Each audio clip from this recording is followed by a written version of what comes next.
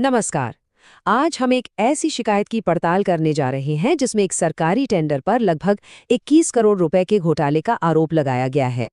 ये एक ऐसा सवाल है जो अक्सर उठता है। तो चलिए आज राजस्थान के एक मामले के जरिए ये समझने की कोशिश करते हैं कि कैसे एक पूरी प्रक्रिया पर धांधली के आरोप लगाए गए हैं। सबसे पहले इस रकम पर ध्यान दीजिए, करीब करीब 21 करोड़ रुपए। ये कोई छोटी रकम नहीं है और यही वो अमाउंट है जो इस पूरे कथित घोटाले के केंद्र में है। तो मामला है कहाँ का? ये मामला है राजस्थान के भरतपुर जिले का।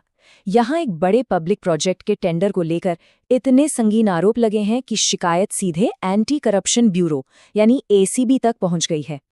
तो चलिए सबसे पहले ये समझते हैं कि आखिर ये टेंडर था किस बारे में, क्योंकि किसी भी आरोप की तह तक जाने से पहले ये जानना जरूरी है कि प्रोजेक्ट क्या था। देखिए, ये प्रोजेक्ट था Rajasthan state road development corporation यानी आरएसआरडीसी का। काम था भरतपुर के बांध बरेठा से उज्जैन के बीच एक बड़ा पुल और बाईपास बनाना, मतलब जनता की सुविधा से जुड़ा एक जरूरी इंफ्रास्ट्रक्चर प्रोजेक्ट, जिसकी लागत थी, जैसा हमने कहा, लगभग 21 करोड़ रुपए।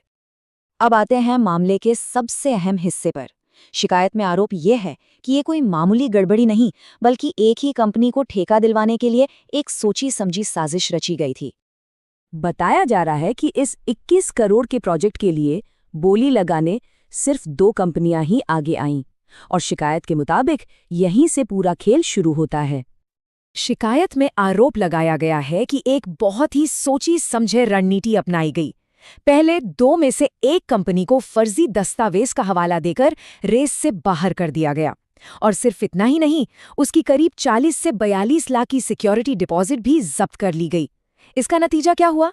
मैदान में सिर्फ एक ही कंपनी बची रह गई। और यहीं पर पूरा मामला सीधे सीधे सरकारी नियमों के खिलाफ जाता दिखता है। नियम बिल्कुल साफ है। अगर किसी टेंडर में आखिर में सिर्फ एक ही बोली लगाने वाला बचता है तो पारदर्शिता के लिए उस टेंडर को रद्द करके दोबारा प्रक्रिया शुरू करनी होती है। लेकिन यहाँ आरोप ये है कि सारे नियमों को ताक पर रखकर उसी अकेली कंपनी को ठेका देने की पूरी तैयारी चल रही थी। लेकिन सवाल ये उठता है कि इन इतने गंभीर आरोपों का आधार क्या है? शिकायत करने वाले ने सबूत के तौर पर एक ऑडियो रिकॉर्डिंग पेश की है, जिसे इस पूरे मामले का सबसे बड़ा सबूत बताया जा रहा है। कहा जा रहा है कि इस ऑडियो में विभाग के कुछ सीनियर इंजीनियरों और एक बिचौलिए के बीच की बातचीत रिकॉर्ड है। शिकायत में दावा किया गया है कि ये रिकॉर्डिंग इस बात का सबूत है कि कैसे बंद दरवाजों के पीछे इस टेंडर को मैनेज किया जा रहा था। इस ऑडियो रिकॉर्डिंग से एक बहुत ही चौंकाने वाली बात सामने आई, एक धमकी, रगड़ दूंगा। शिकायतकर्ता का कहना है कि ये शब्द सिर्फ गुस्सा नहीं दिखाते, बल्कि ये साजिश में शामिल लोगों की डराने और धमकाने की नीयत को साफ तौर पर जाहिर करते हैं। और फिर आता है वो वाक्य जिसे शिकायत में पूरी साजिश का कबूलनामा कहा गया है। सिंगल बिडर बनाना है। मतलब ये कोई संयोग नहीं था, बल्कि जानबूझकर एक ही कंपनी को फायदा पहुंचाने का प्लान था। कम से कम आरोप तो यही है। तो इन गंभीर आरोपों और एक ऑडियो रिकॉर्डिंग जैसे सबूत के बाद शिकायतकर्ता अब चाहता क्या है? चलिए देखते हैं कि एंटी करप्शन ब्यूरो से क्या मांगे की गई हैं। जयपुर के रहने वाले शिकायतकर्ता विजय शर्मा ने अपनी मांगे बिल्कुल साफ रखी हैं। पहली, इस टेंडर प्रक्रिया को फौरन रद्द किया जाए। दूसरी, जिन 2 इंजीनियरों पर आरोप हैं उनके खिलाफ सख्त एक्शन हो। और तीसरी, इस कथित साजिश में जो भी लोग शामिल हैं उन सबकी जांच की जाए। और ये सिर्फ हवाई बातें नहीं हैं।